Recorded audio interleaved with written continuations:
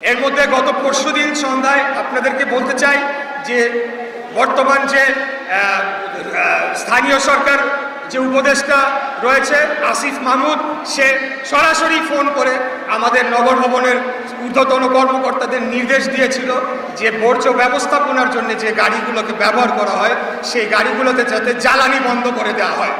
এবং তার উদ্দেশ্য ছিল যদি বর্জ্য ব্যবস্থাপনা বা বর্জ্য কার্যক্রম সেটাকে বন্ধ করা যায় বা সেটাকে স্থবির করা যায়, সেই দায়টা আমাদের উপরে পরদিন চাপাবে এবং মিথ্যা প্রচারণা মিডিয়ার মাধ্যমে, গণমাধ্যমের মাধ্যমে এবং সোশ্যাল মিডিয়ার মাধ্যমে করে আমাদের এই আন্দোলনটাকে ক্ষতিগ্রস্ত করবে, আমাদের মানসিকভাবে দুর্বল করার চেষ্টা করবে। কিন্তু তাদের এই ষড়যন্ত্র আমরা সফল হতে দেই নাই। আমি খালি এই সরকার এবং উপদেষ্টার উদ্দেশ্যে বলতে চাই, এই জ্বালানি কি আপনাদের বাবার টাকায় কেনা হচ্ছে নাকি? জনগণের ট্যাক্সের টাকায় কেনা এই জ্বালানি বন্ধ করার আপনারা কে? আপনাদের সে কোনো অধিকার নাই, আপনাদের কোনো জনগণেরও ম্যান্ডেট নাই, আপনারা জীবনে একটা ভোটও কোনোদিনও পান নাই।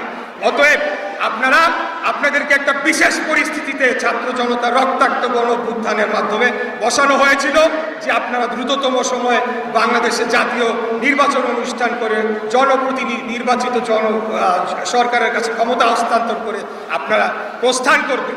কিন্তু আমরা ক্রমাগত দেখতে পাচ্ছি এই সরকারের বিভিন্ন উপদেষ্টারা, বিশেষ করে স্থানীয় সরকার উপদেষ্টা আসিফ মাহমুদ ব্যাপক দুর্নীতি, ব্যাপক লুটপাটে জড়িয়ে পড়েছে।